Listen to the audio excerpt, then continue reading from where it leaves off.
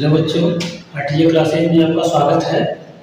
देखिए, इसके पहले हम आपको 10 महत्वपूर्ण बहुविकल्पी प्रश्न बता दिए थे। उसके बाद आगे बहुविकल्पी प्रश्नों को लेकर के आए हैं। तो ये भी जो आप आज आपको बताने वाले हैं बहुविकल्पी प्रश्न, ये भी बोर्ड के लिए बहुत ही इम्पोर्टेंट है। जितने भी आपको ये प्रश्न बताए जा रहे हैं, ये सारे प्रश्न 9 अप्रैल 2022 को बोर्ड परीक्षा में आना बिल्कुल तय है। इसलिए आप इसका अध्ययन करें और अगर समझ में नहीं आता है तो वीडियो को 2 बार 3 बार करके देखिए, और उससे भी अगर कहीं समझ में न आए तो नीचे कमेंट बॉक्स में जरूर कमेंट कीजिए। तो आज का मेरा ये 11वां क्वेश्चन है, जो कि 10 आपको मिल गया था। अब ये 11वां क्वेश्चन है कि कपास की खेती के लिए कौन सी मृदा उपयुक्त है। तो देखिए, ये कह रहा है कि जो कपास होती है, ये कपास की खेती जो होती है, इसके लिए कौन सी मृदा सबसे उपयुक्त मानी जाती है। तो कह रहा है काली मृदा, ख कह रहा है लेटराइट मृदा, ग है लाल मृदा और घ है जलोढ़ मृदा। तो देखिए, कपास की खेती के लिए जो सबसे उपयुक्त मृदा मानी गई है वह है काली मृदा। यानी काली मृदा कपास के लिए सबसे उपयुक्त मानी गई है। काली मृदा जो होती है, ये आपका महाराष्ट्र, कर्नाटक, मध्य प्रदेश,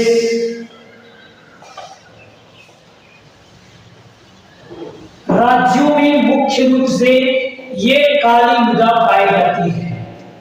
यानी मुख्य रूप से ये जो काली मृदा है वह महाराष्ट्र, कर्नाटक, मध्य प्रदेश और गुजरात इन राज्यों में पाई जाती है। तो 11 का जो राइट आंसर होगा वह होगा आपका क नंबर का ऑप्शन काली मृदा। अगले क्वेश्चन की तरफ चलते हैं और देखिए, लिखा है ये कि चिपको आंदोलन संबंधित है। यानी कह रहा है कि जो चिपको आंदोलन है यह किससे संबंधित है। ऑप्शन है मृदा संरक्षण, वन संरक्षण, जल संरक्षण, वायु संरक्षण। तो देखिए, सबसे पहले हम ये जानते हैं कि चिपको आंदोलन क्या है। तो देखिए, जो चिपको आंदोलन है यह उत्तराखंड में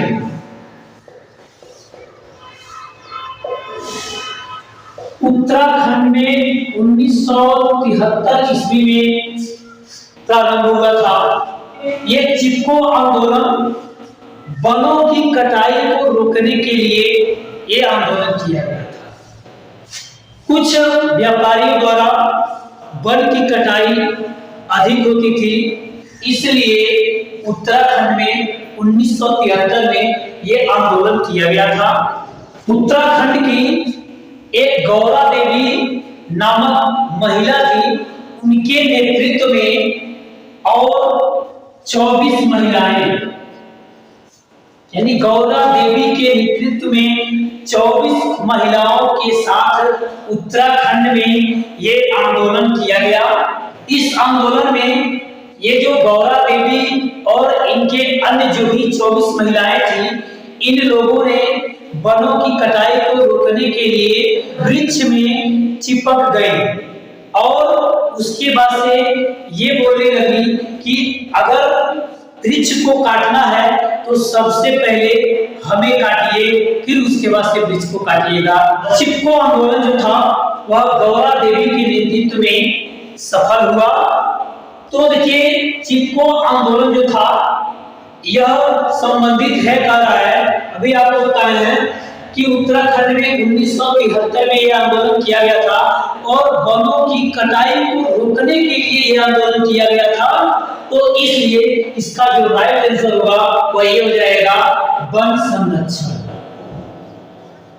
वन संरक्षण इसका राइट आंसर हो जाएगा। अगला देखिए, अगला कह रहा है कि सलाला बांध किस नदी पर बना है, यानी जो सलाला बांध है वह किस नदी पर बनाया गया है। ऑप्शन है को महानदी, सतलुज, चिनाब, कृष्णा। तो ये 4 ऑप्शन दिए गए हैं। तो इसमें से कौन सी ऐसी नदी है जहां पे सलाला बांध बांधा गया है। हम लोग ये जानते हैं कि जो महानदी है उस पर कौन सा बांध बांधा गया है, सतलुज नदी है उस पर कौन सा बांध बांधा गया है, फिर चिनाब नदी है उस पर कौन सा बांध बांधा गया है, कृष्णा नदी जो है उस पर कौन सा बांध बांधा गया है और वो कहां पे है। इन सभी के विषय में जब हम पढ़ेंगे तो आसानी से हमको इस प्रश्न का उत्तर मिल जाएगा। महानदी पे हीरा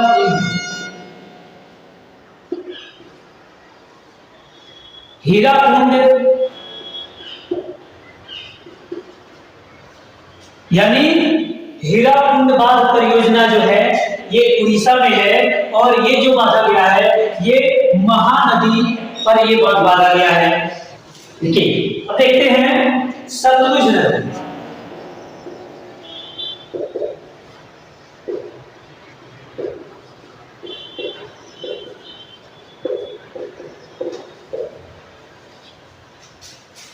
ये सतलुज नदी पे है जो कि ये पंजाब में है, पंजाब में। अब देखिए अब आता है चिनाब नदी। तो देखिए जो चिनाब नदी है, चिनाब नदी पर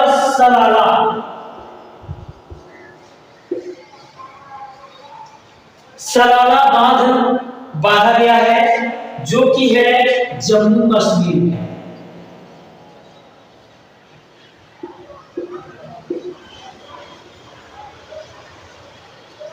जो कि जम्मू कश्मीर में है।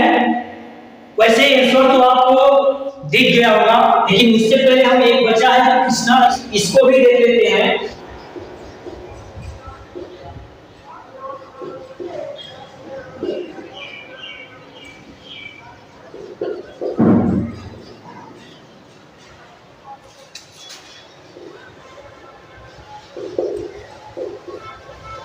देखिए जो नागार्जुन सागर है वो कृष्णा नदी पर बांधा गया है और ये जो है ये आपका आंध्र प्रदेश में है। तो इसका जो राइट आंसर होगा, आप वैसे भी इसका आंसर आपको दिख रहा होगा, तो इसका जो राइट आंसर हो जाएगा वो हो जाएगा चिनाब। यानी क्वेश्चन नंबर जो 13 है सलाला बांध किस नदी पर बना है, उसका जो आंसर हो जाएगा वो हो जाएगा वो चिनाब। ठीक है, चलिए अगले प्रश्न की तरफ चलते हैं। इनमें से कौन सी रबी फसल है, कला इनमें से कौन सी ऐसी फसल है जो रबी की फसल है। ऋतु के आधार पर जो फसल होते हैं, फसल के प्रकार वह 3 प्रकार के होते हैं।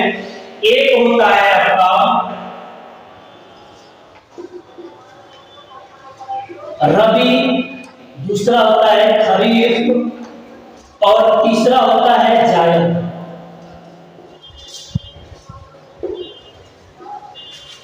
ये 3 तरह के फसल होते हैं। तो रबी की फसल, अब इन तीनों फसलों के विषय में थोड़ी सी जानकारी कर लेते हैं। फिर उसके बाद से जब इसको हम जान जाएंगे तीनों फसलों के विषय में, तो इसका जो आंसर होगा वह आसानी से आपको मिल जाएगा। ठीक है, अब पहला जो हम जानेंगे रबी की फसल, यानी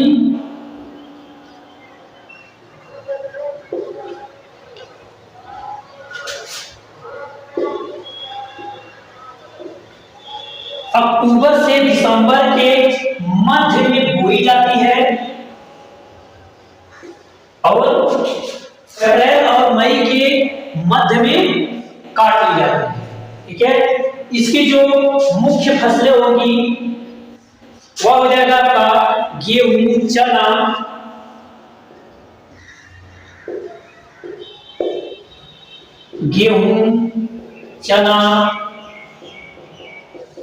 सरसों आदि। ठीक है, रबी की जो फसल हो जाएगी वह गेहूं, चना, सरसों मटर इत्यादि हो जाएंगे। अब देखिए जो अगला है आपका वो है खरीफ की फसल। जून जुलाई के मध्य में बोई जाती है और सितंबर से अक्टूबर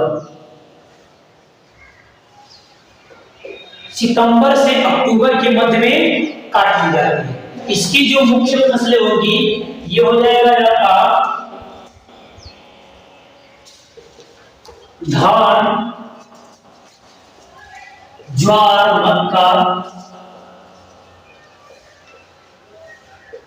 मक्का। ये खरीफ की मुख्य फसलें हो जाएंगी।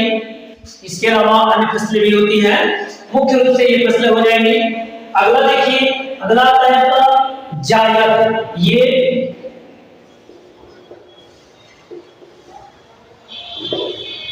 ग्रीष्म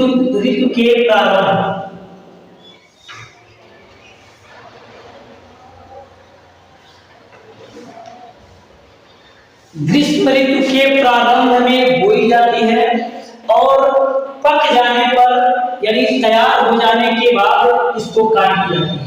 और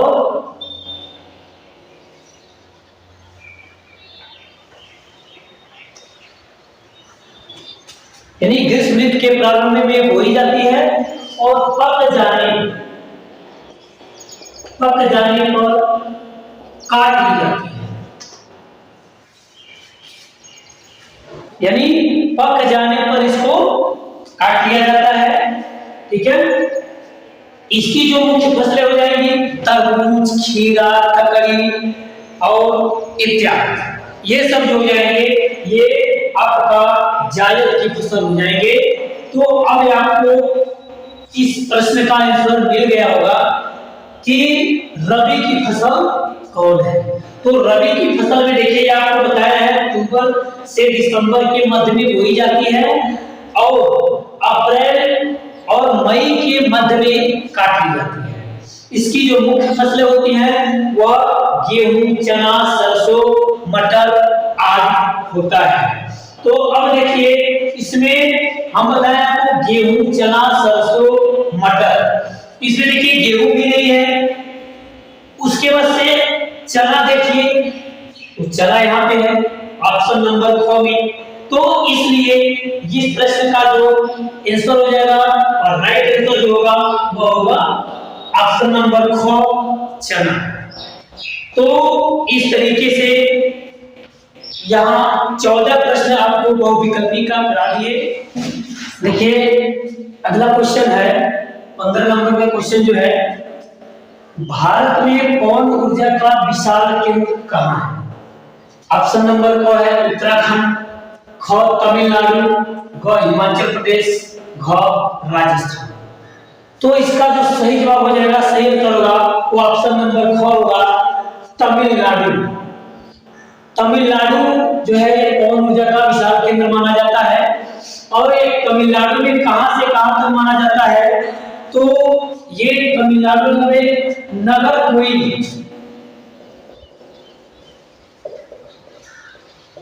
नगरकोइल से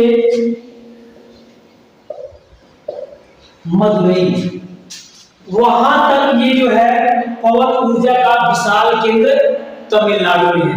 तो इसका जो सही जवाब हो जाएगा वो हो जाएगा ऑप्शन नंबर ख तमिलनाडु। अगला प्रश्न है कि झरिया प्रसिद्ध है।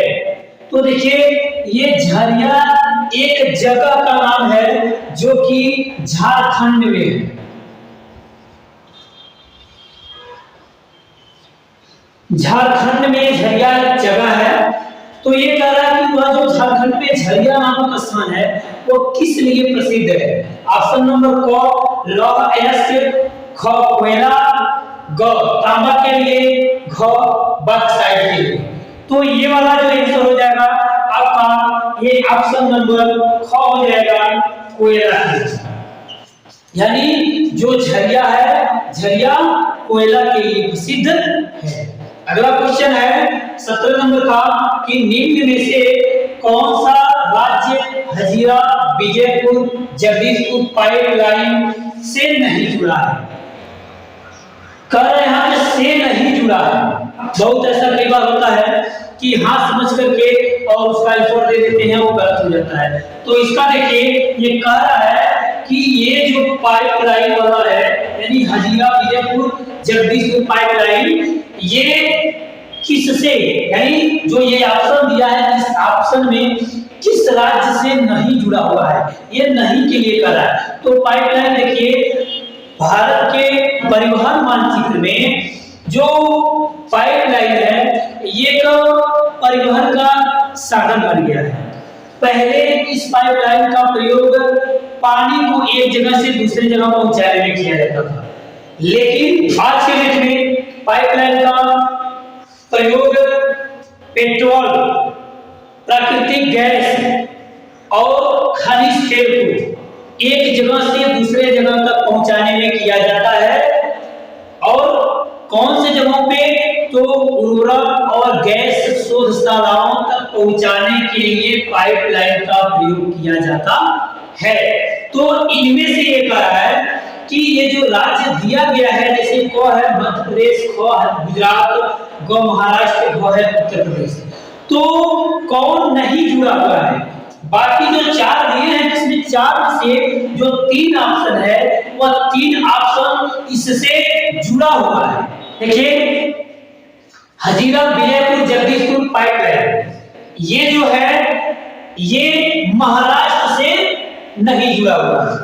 बाकी जो ये तीन है मध्य प्रदेश, गुजरात, उत्तर प्रदेश, इन सभी जगहों पे ये पाइपलाइन की व्यवस्था है, इससे जुड़ा हुआ है। लेकिन ऑप्शन नंबर जो ग है महाराष्ट्र, ये नहीं जुड़ा हुआ है। तो इसलिए 17 नंबर का आंसर जो हो जाएगा वो ऑप्शन नंबर ग होगा महाराष्ट्र। अगला क्वेश्चन देखिए क्वेश्चन नंबर 18 कि ब्राजील में स्थानांतरित कृषि को क्या कहते हैं। तो देखिए हम ऑफलाइन क्लासेज में आपको पढ़ाए थे, कृषि नामक पाठ जो था भूगोल में वह आपको पढ़ाए थे, उसी से रिलेटेड ये प्रश्न है।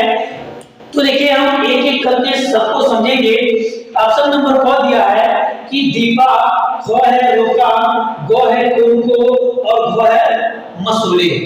तो कह रहा है कि ब्राजील में जो कृषि है स्थानांतरित कृषि, स्थानांतरित कृषि का मतलब आपको बताए थे कि एक जगह से दूसरे जगह कृषि कार्य को करना, यानी इस कृषि के अंतर्गत क्या होता है कि भूमि के छोटे से टुकड़ों को साफ करके उस पर खेती किया जाता है और जब वहां की उर्वरा शक्ति खत्म हो जाती है तो उस जगह को छोड़ करके और दूसरे जगह को साफ कर लिया जाता है और वहां पे कृषि कार्य प्रारंभ कर दिया जाता है। तो ऐसे कृषि को हम करते हैं स्थानांतरित कृषि। तो वह जो स्थानांतरित कृषि है वह ब्राजील में उस स्थानांतरित कृषि को किस नाम से जाना जाता है, क्या कहा जाता है? तो ऑप्शन नंबर क है दीपा, ख है रोका और ग है कोको और घ है मसूले। तो देखिए स्थानांतरित कृषि को अंडमान, निकोबार और छत्तीसगढ़ वहां पे स्थानांतरित कृषि को दीपा के नाम से जाना जाता है, दीपा कहा जाता है। और ऑप्शन नंबर ख है रोका। तो देखिए स्थानांतरित कृषि को रोका कहां पे कहा जाता है? तो जो रोका है वह आपका ब्राजील, यानी जो रोका है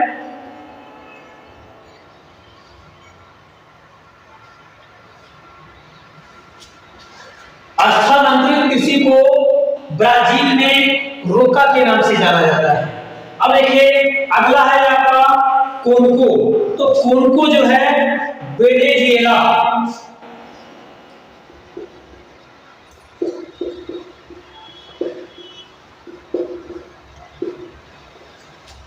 यानी स्थानांतरित कृषि को वेनेजुएला में कोनको के नाम से जाना जाता है।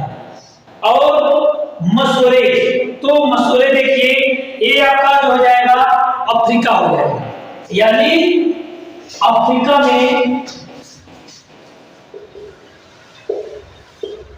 अफ्रीका मसोले कहा जाता है स्थानांतरित कृषि को।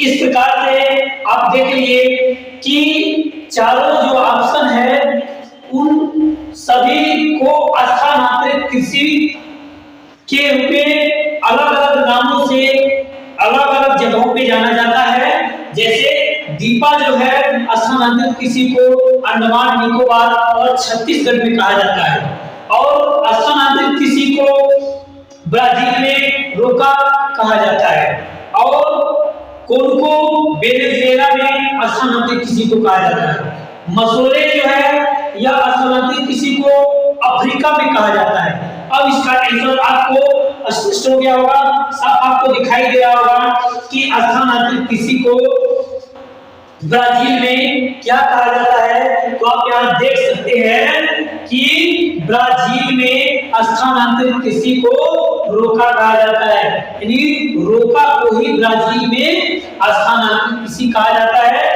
इसलिए हमारा जो इस प्रश्न का सही आंसर हो जाएगा वह हो जाएगा ऑप्शन नंबर ख, रोका, यानी स्थानांतरित कृषि को ब्राजील में रोका कहा जाता है। इस प्रकार से ये 18 क्वेश्चन कंप्लीट हुए। आपको ये जितने भी क्वेश्चन आपको हम बताए हैं ये सारे के सारे 9 अप्रैल 2022 को आगामी जो बोर्ड परीक्षा होना है उस बोर्ड परीक्षा में हर हाल में इस जितने भी प्रश्न आपको बताए हैं इस प्रश्न से बोर्ड परीक्षा में हर हाल में आएगा तो आएगा। आप इसको तैयार कीजिए। अगर आप इसको तैयार कर लेते हैं तो बहुविकल्पी प्रश्न गारंटी के साथ होते हैं कि आपका जो भी बहुविकल्पी प्रश्न होगा वो पूरे के पूरे आपका बहुविकल्पी प्रश्न पूरा हो जाएगा। और देखिए इसमें जितने भी बहुविकल्पी प्रश्न आपको बताए इसमें सभी सब्जेक्ट हैं, इतिहास भी है, भूगोल भी है, नागरिक शास्त्र भी है, अर्थशास्त्र भी है। इन सभी चारों के चारों सब्जेक्ट से ये बहुविकल्पी प्रश्न है। इन बहुविकल्पी प्रश्नों को आप पढ़िए, देखिए, और अगर कहीं आपको दिक्कत होता है तो कमेंट बॉक्स में कमेंट जरूर कीजिए और आरटीए क्लासेज को सब्सक्राइब कीजिए ताकि हम जो भी अगर कोई नया वीडियो अपलोड करते हैं तो वह सबसे पहले आपको मिले। इसलिए हमारे इस आरटीए क्लासेज को जरूर सब्सक्राइब कीजिए। यानी ये जो 18 प्रश्न आप देखे हैं ये 100% समझिए कि बोर्ड परीक्षा में आना तय है।